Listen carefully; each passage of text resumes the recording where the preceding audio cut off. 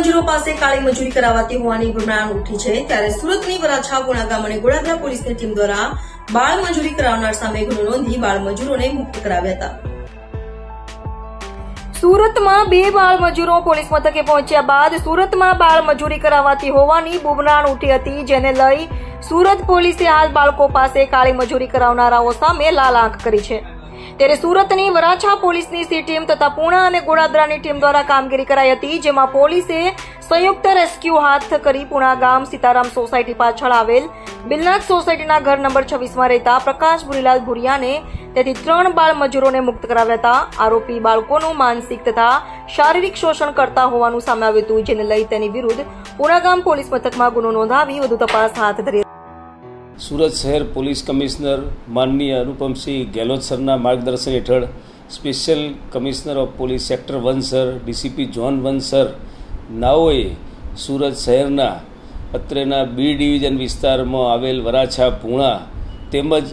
Goladara police station વિસ્તારમાં child labour રોકવા માટે અને આવી પ્રવૃત્તિમાં સંકળાયેલ બાળકોને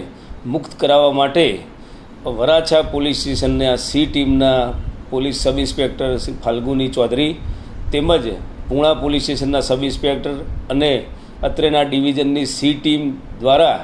પૂણા પોલીસ સ્ટેશન વિસ્તારમાં આવેલ એક સોસાયટીમાં 3 જુવેનાઇલને ચાઇલ્ડ લેબરમાંથી મુક્ત કરવામાં આવ્યા છે. આ બાબતે સમગ્ર હકીકત જોતાં અમારી સી ટીમની કામગીરીમાં